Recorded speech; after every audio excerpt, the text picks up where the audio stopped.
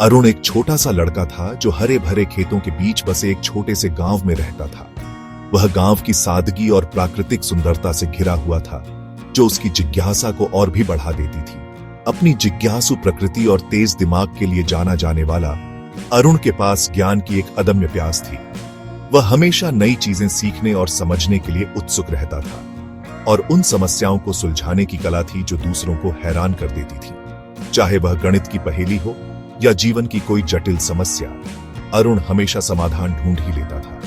जब उसके साथी खेल खेलने और तितलियों का पीछा करने में अपना दिन बिताते थे, अरुण अक्सर विचारों में मग्न रहता था।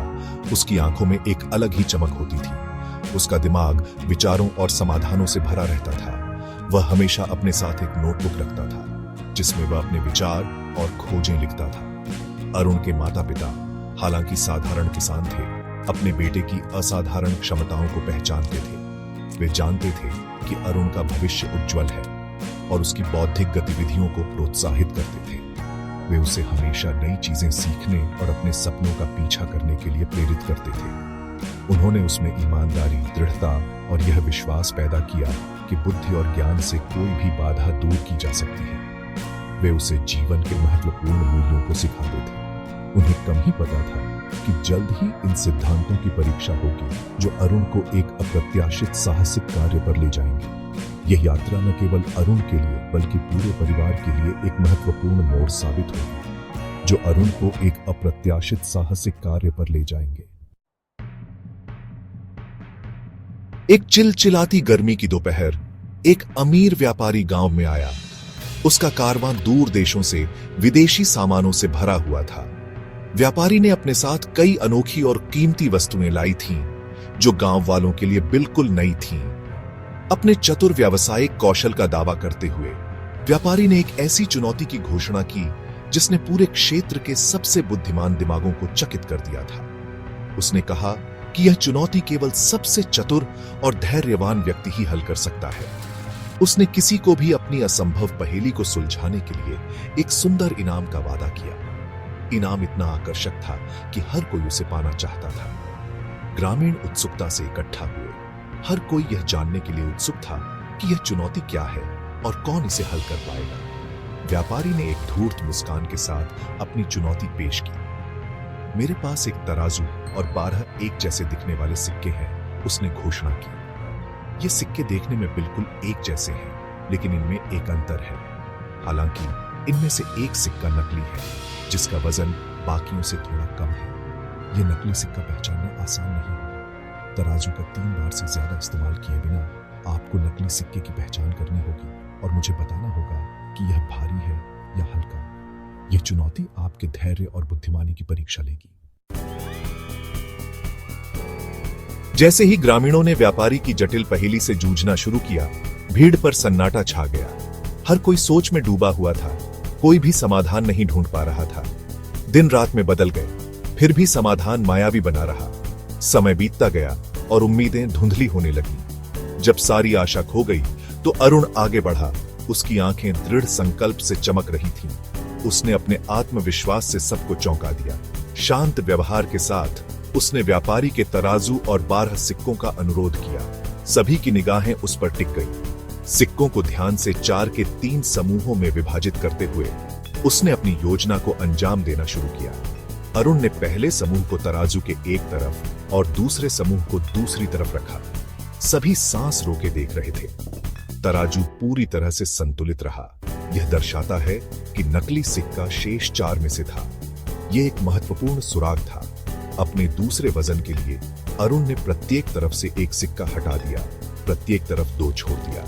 सभी की निगाहें तराजू पर टिकी थीं। तराजू झुक गया, जिससे पता चला कि नकली सिक्का हल्के तरफ वाले 2 सिक्कों में से था। अरुण की चतुराई ने सबको हैरान कर दिया। अपने अंतिम कार्य के लिए अरुण ने शेष 2 सिक्के उठाए। उसकी उंगलियां उनकी ठंडी सतहों पर ठहरी हुई थीं।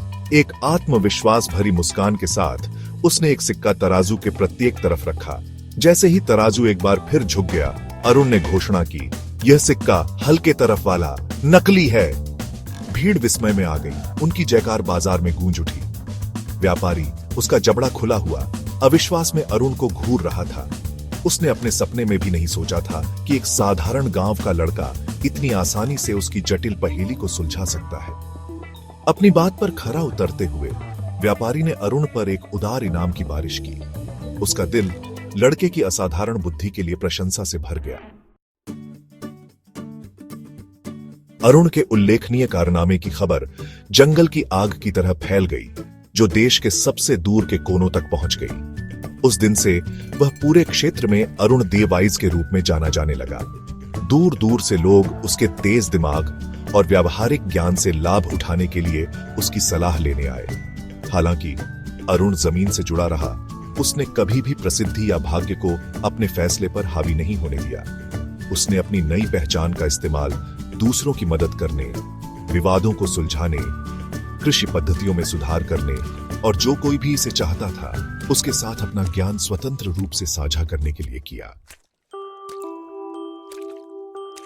अरुण की कहानी पीढ़ियों से चली आ रही एक कहानी बन गई, जो मानव सरलता की शक्ति का प्रमाण है।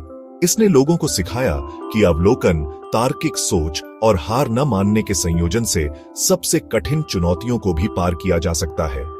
इससे भी महत्वपूर्ण बात यह है कि अरुण की यात्रा ने जिज्ञासा को अपनाने और अपनी बुद्धि का पोषण करने के महत्व पर प्रकाश डाला। यह एक अनुस्मारक के रूप में कार्य करता है कि सच्चा धन भौतिक संपत्ति में नहीं, बल्कि गंभीर रूप से सोचने, समस्याओं को हल करने और दुनिया पर सकारात्मक प्रभाव डालने के लिए अपने ज्ञान का उपयोग करने की क्षमता में है। जैसे जैसे साल बीतते गए, अरुण की विरासत ने अनगिनत व्यक्तियों को अपनी क्षमता को अपनाने के लिए प्रेरित करना जारी रखा। उनकी कहानी विपरीत परिस्थितियों पर बुद्धि की विजय का पर्याय बन गई, जो उन लोगों के लिए आशा की किरण है जो कठिन बाधाओं का सामना कर रहे हैं। और इसलिए अरुण देवाइज की कहानी इतिहास के इतिहास में एक कालातीत अनुस्मारक के रूप में जीवित रही कि हम में से प्रत्येक के भीतर महानता की क्षमता है, जो हमारे अपने दिमाग की शक्ति से अनलॉक होने की प्रतीक्षा कर रही है। क्योंकि यह ज्ञान की खोज, अलग तरह से सोचने का साहस और अपनी क्षमताओं में अटूट विश्वास है कि हम अपनी क्षमता की वास्तविक सीमा की खोज करते हैं और अपने और आने वाली पीढ़ियों के लिए एक उज्जवल भविष्य बनाते हैं।